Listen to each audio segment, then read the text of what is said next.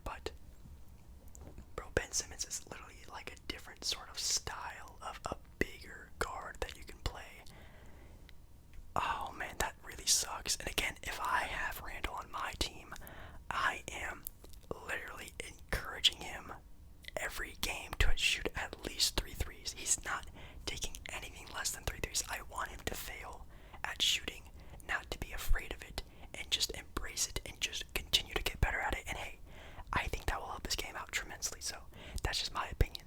I would love to see that transition in the game of Ben Simmons from just, that transition offense type of offense to, being able to create his own shot, being able to, hit threes, corner threes, something like that.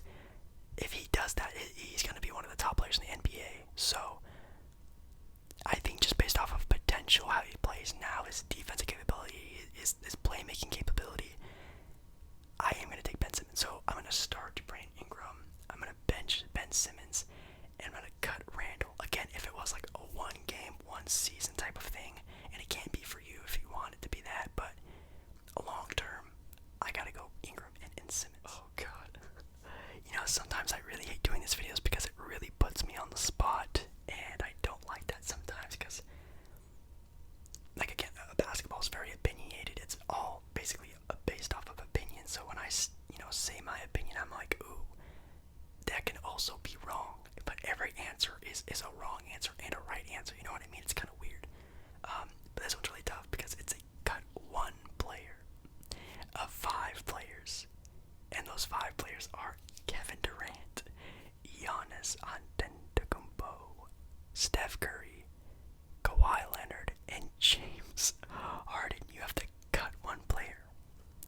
Every answer you say is wrong, and every answer you say is also right. Because, man, all these guys are MVP style of players. Like, any one of these players could easily be an MVP this year, even, especially, all-time great players. It's so crazy, but, man, okay. So you have to cut one player. And again, in my head, I'm doing this based off of this season thus far, being 60-ish games in the NBA season right now.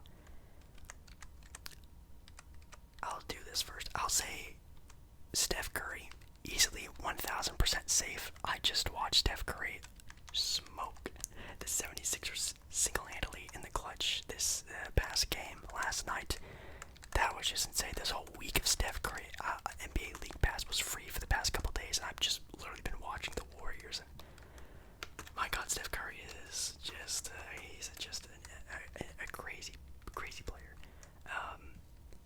Harden is also safe. Harden's definitely an MVP candidate this year, playing very well.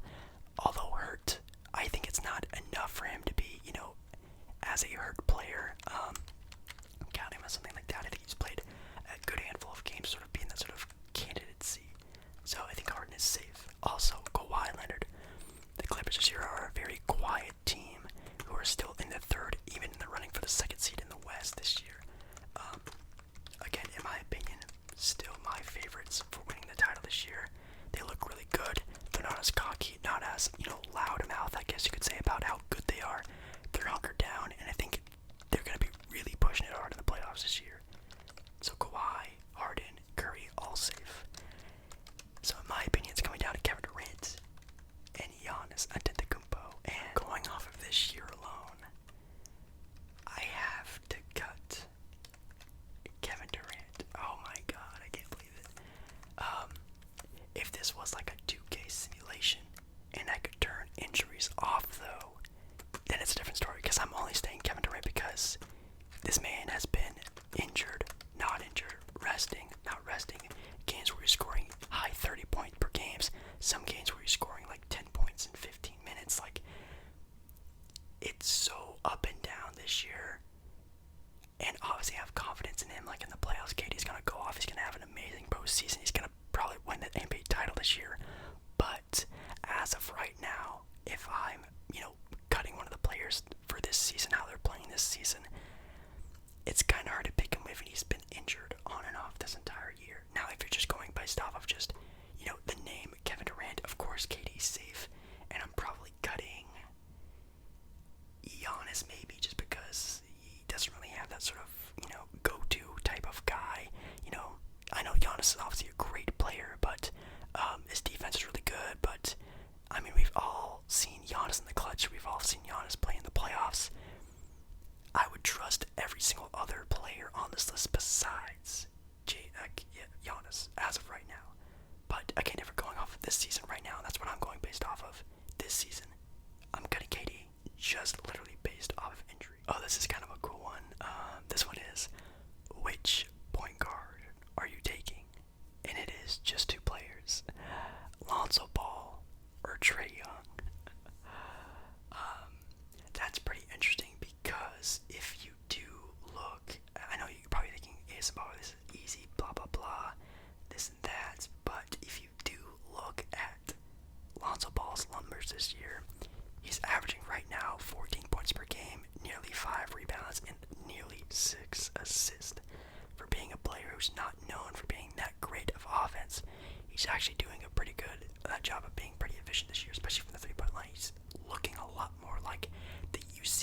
style of Lonzo Ball. And also, we all know Lonzo Ball on the defensive end, a very, very, very tough and scrappy player who can almost guard the best players on the perimeter at the guard position. It's really nice to see that, and it's just going to get better as, the game slows down for him. He matures, he learns more, things like that, player tendencies. He's just going to get better, which is crazy. So, this conversation is actually a lot tougher than you think. But then again, Trae Young is still ice Trae Young. And right now, Atlanta is the 4 seed. The Atlanta Hawks, who look like at the beginning of the year, didn't even look like a playoff team. They look like they're going back down to the lottery. John Collins didn't want to be there. Bogdanovich was having a rough time readjusting. It was looking pretty bad over there. Now, they're a 4 seed. Trae's averaging 25 points per game and nearly 10 assists. Oh, man. It's tough. And I'll say this. I am taking Trae Young. I'm 100% taking Trae Young. Trae Young is just a different style, a newer generation type of talent for the NBA, where the NBA is going, where it's, softer, catering more towards offense, and we all know Trae Young can burst out of the scene and score 50 points at a given night if he's, given that opportunity to. And also the creativity of Trae Young on creating, his shot and also helping others create their own shots is awesome. Dude's, third year in the league, second year in the league, something like that, and always averaging nearly 10 assists a game. That's going to be probably his entire career going to be averaging that, which is awesome to see. But say if I had a sort of team in place and I already had a go-to guy, say like a Luka Doncic, Devin Booker, Damian Lillard, some sort of other player go-to guy, Lonzo Ball is such a good complementary piece to someone like that, because again, he is such a pass-first, defensive-minded point guard that he would be my pick head and shoulders over Trae Young, because if you had a backcourt of Trae Young and Devin Booker, that's cool, but it doesn't really mesh well because they're both offensive-minded guards who don't play that great of defense, where Lonzo Ball would be the perfect pick for someone like that, or even alongside again a player like Luka or Dame, someone who needs help on the defensive end. Having Lonzo Ball there to help out with that would be amazing. So I am taking Trae Young. If it's just, what player am I picking to start, a team, I'm picking Trae Young. But if I already had like a team in place or something like that, and I'm just plugging in Lonzo Ball, I'm picking Lonzo Ball, if that makes any sense. Oh jeez, I also don't know how long this video has been yet, but this might be my last one. I feel like I've already talked about something similar to this before, but this was posted very recently, so maybe I haven't. But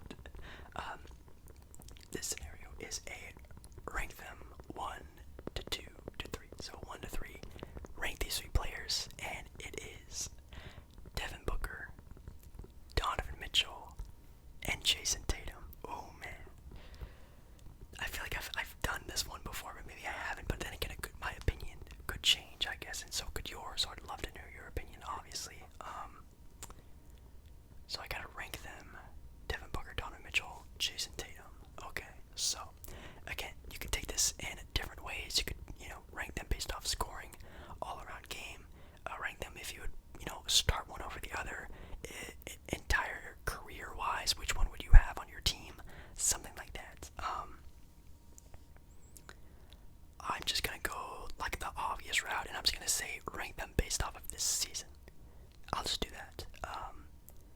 If I'm just ranking these guys 1 to 3 based off of the season they're having right now, I don't know. I think, no offense to this player, and this guy is obviously really good, but the last guy, number 3, I'm gotta say Jason Tatum, and I know that hurts me. You guys know, like literally on a bunch of my my $15 build player, build team videos, I usually always take Jason Tatum. I always talk about Jason Tatum. I always talk about how he's gonna be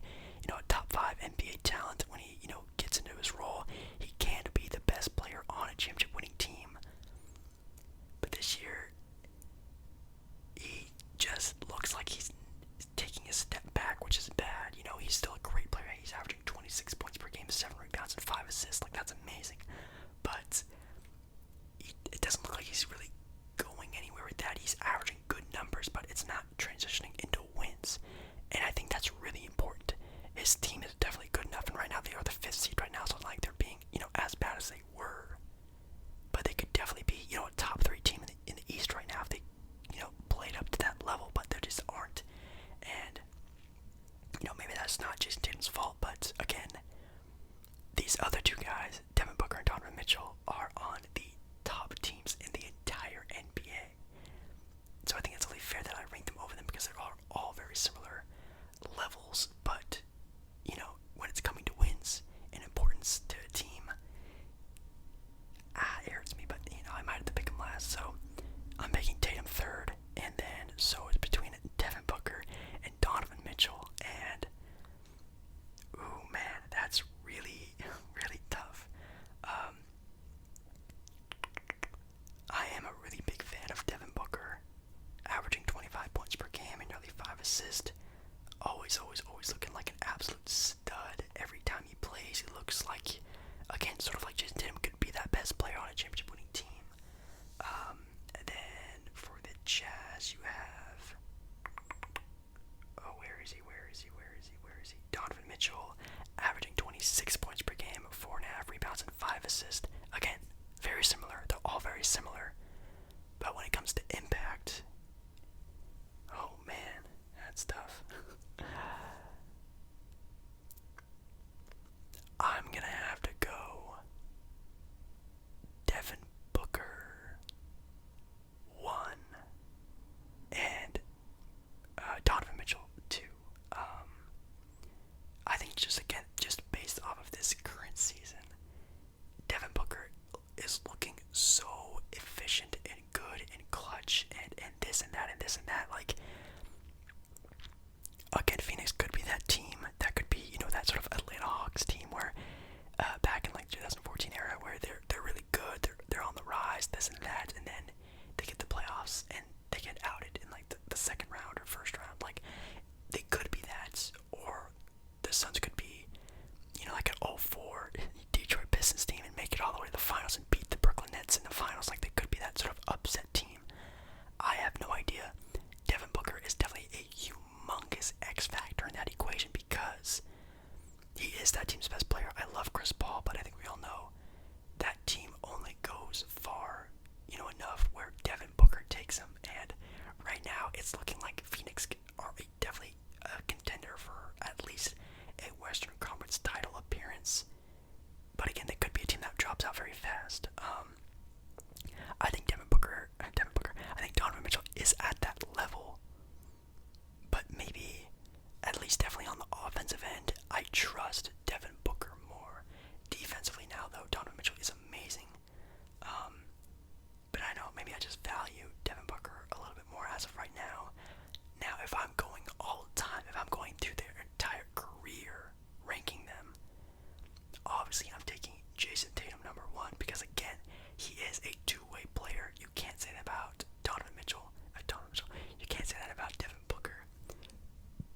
And Donovan Mitchell, you can, but, you know, a 6'1" shooting guard, it's not the best look. Now, when you're Jason Tatum, a 6'9" forward who can play 1 through 4, great shooting range, great driving range, create his own shot, great, you know, ball control, can really facilitate, defensively really good, again, can guard 1 through 4 on the defensive end. That is a very, very, very effective, efficient, great player. I'm taking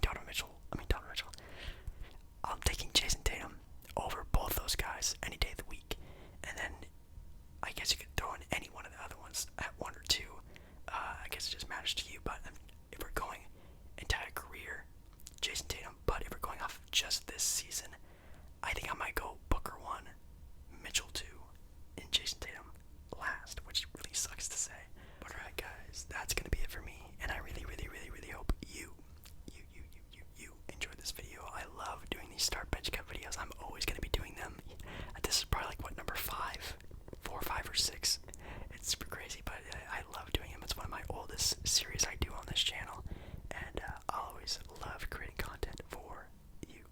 So, with that being said, I will see you again in my next video. Make sure you like the video if you like the video, and subscribe